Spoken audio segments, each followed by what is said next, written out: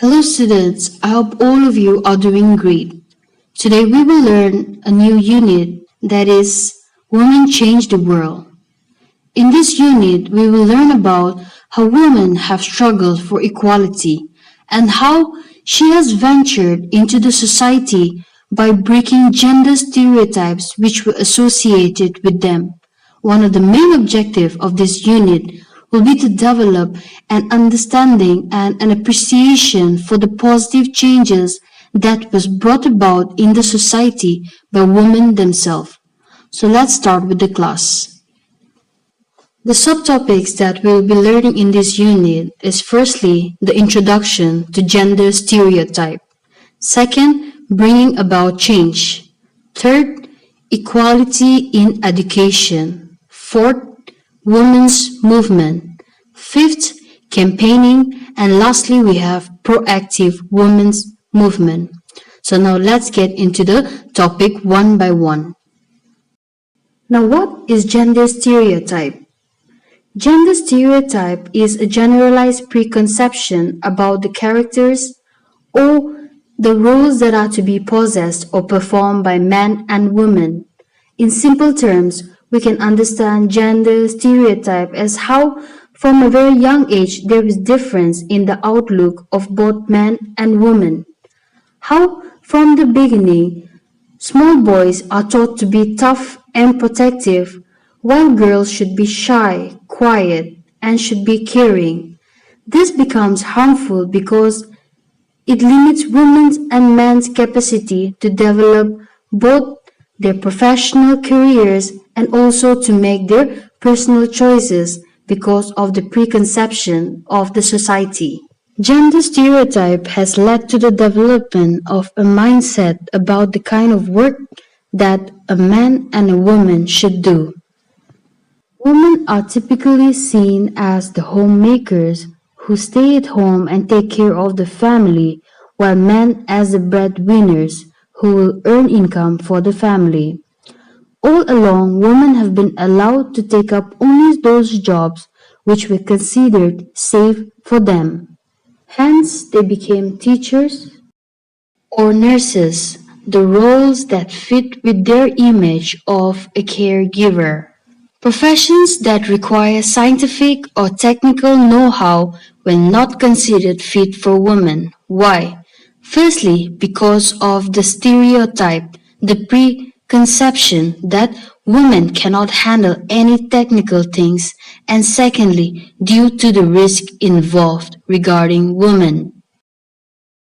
Thus, people educate their boys to become either engineers, pilots, businessmen, entrepreneurs, and doctors. Girls, on other hand, are told to take up jobs which would not take up much of their time or can be conducted from their homes. That is also mainly one of the reasons why we have a lot of women as homemakers. Moving on to the next subtopic, bringing about change. There is growing awareness among people in India about the benefits of education. These days, both girls and boys go to school. There are a number of women who are breaking stereotypes or who have broken stereotypes by taking up professions that were traditionally considered suitable only for men. For example, Kalpana Chawla was the first Indian-born female astronaut to go to space. Mary Kom, who is an Indian amateur boxer and also a member of parliament in the Rajya Sabha. Another example of Indian women breaking stereotype is of the professional badminton single player named Saina Nehwal. She has won over 24 international titles. She is the first ever badminton player from India to clinch an Olympic medal. Internationally, women are also achieving new heights across the globe. For example, Sanna Marin. She is the 34-year-old Prime Minister of Finland, becoming the youngest head of government in the world. She leads a coalition headed entirely by women. Jacinda Ardern is the youngest ever leader of New Zealand's Labour Party. She became the country's youngest prime minister in 150 years and its youngest female prime minister at the age of 37.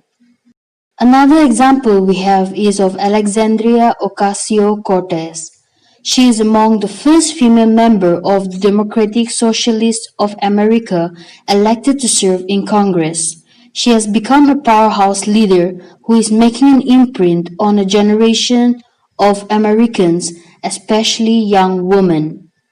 Along with these few examples, there are also several other successful women leaders who are making a difference in the society by breaking stereotype. Moving on to a new topic, equality in education. Both boys and girls attend schools today in large number. However, the gender difference in literacy rate has remained more or less the same. Here in this table, we can see the literacy rate and the gender difference between the male and the female students. In the year 1961, we can see that there is a gender difference of 25%. Then again in the year of 1981, we can see that the percentage has increased to 26%. In the year 1991, the percentage has decreased to 24.8%. In the year 2001, the percentage has decreased again to 21.7%. And in the year 2011, the gender difference has decreased vastly to 16.6%. From this table, we can conclude that though there has been a substantial increase in the number of girls enrolling and going to schools, however, the gender difference between the girls and the boys is still uneven. In our country, the rate of school dropout among girls is very high. Dropout means the students who have left their education in middle of the school year and have stopped going to school. The number of persons who have dropped out of a course of study per 100% is known as dropout rate. There are many reasons as to why there are a huge difference of dropout among the girls. Some of the reasons being, firstly, absence of teachers in rural areas to conduct regular classes. Lack of proper facilities in school in many rural areas. Lack of proper toilet facilities, no proper fans, desks and benches. Lack of transport facilities to enable girls to travel long distances for attending schools. Another main problem is poverty and cost education being too high, and during such cases, boys getting education is a better option than for the female children. Lack of domestic facilities and the need to cultivate agriculture, fields, collect fuel, forest products. These are also one of the main reasons why female children miss going to school because they have to also fulfill their household duties. The girls in schools may partly drop out due to discrimination between males and females. Another reason being how less attention is paid towards girls' education. All of these reasons collectively give rise to the major number of dropouts among the female students. Moving on to another interesting subtopic, that is women's movement. Today, girls are participating in almost all spheres of life. The need to pay special attention to the concerns of women has led to the formulation of special programs, creation of awareness among people. Women have contributed individually and also collectively to bring these changes. A new perspective was developed towards women's rights. The early campaigns were directed against the Purdah system and social evils like the practice of sati, child marriage, and illiteracy. The liberal ideas representing individual right to freedom and equality were particularly championed by Mahatma Gandhi, and that laid the foundation of what later developed women organization. Through the efforts of many people, both men and women, a new perspective was developed towards women's rights. It was led by prominent women leaders like Kamala Devi Chattopadhyay, Annie Besant, Sarojini Naidu, Pandita Ramabai, and also social reformers like Rajaram Mohan Roy and Jyotiba Phule. Over the years, women have adopted different strategies of standing discrimination. These include campaigning, protesting, raising awareness among people, and showing solidarity to other women's causes. Campaigning has been an integral part of women's movement against injustice, discrimination, and violence. Women activists have been campaigning against violence for the last 25 years. Domestic violence is the most common type of violence against women in India. In 2006, a law was passed to check domestic violence, making it a punishable offense. Another issue which has been relentlessly taken up by women groups is against the dowry system. Dowry system is a system where the female have to pay the demands made by the male group. The increase in the number of dowry deaths has made this issue a central one. Their efforts resulted in passing of anti-dowry laws by the government. Women have also raised their voice against discrimination and harassment at workplace.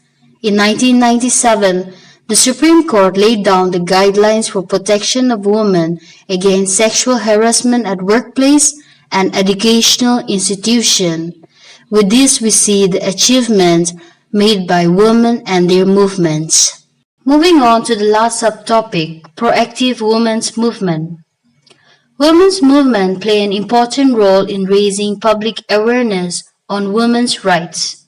This include health, education, and protection under law. The awareness raising campaigns are undertaken in the form of street plays, public meetings, and cultural programs, etc. Women's movement also take up the cases of other women who have suffered on any grounds by showing solidarity and support in order to create public awareness. Women activists launch rallies and protests like Candle March, which lead to reopening of cases which may not have been fairly tried and fresh investigated by the police. Protests and show of solidarity help to create public awareness, which makes the police and also the judiciary to take notice of this issue and open up the cases and bring justice. One of the most successful women association was the Self-Employed Women's Association movement in Ahmedabad led by Allahabad. Women who shared same experiences were brought together. Experiences such as low earnings, harassment at work or by contractors, police, minimum work age, etc. The law prohibiting prenatal diagnostic tests. Here, prenatal diagnostic test meaning the test that couples usually take out during the pregnancy to find out the gender of the baby. And because of this, many couples tend to abort their child if the gender is not according to their preference. Therefore, this prenatal diagnostic test has also been considered as illegal in India. And also the Domestic Violence Act of 2005 are examples of laws that have come into existence due to the pressure from the women's movement. Another achievement of women's movement is the 73rd and the 74th Amendments to the Constitution, which provides reservation of 1/3 of seats in the Panchayat and Nagarpalika for women to ensure women's involvement in the decision-making process. Taking account of all of these achievements, we can say that a lot of changes has been made since the olden times. Present times, women have more equal opportunities, wider recognition of women's rights. Several steps have been taken towards equality between genders. women's movement have affected the socio-political environment in India. However, that being said, we cannot let go of the gender inequality that existed, and in some way it still exists. We still have much more to go in order to bring about equality between man and female. With this, we come to an end for today's lesson. I hope this has been an interesting chapter for you. Thank you for watching. Stay home, stay safe.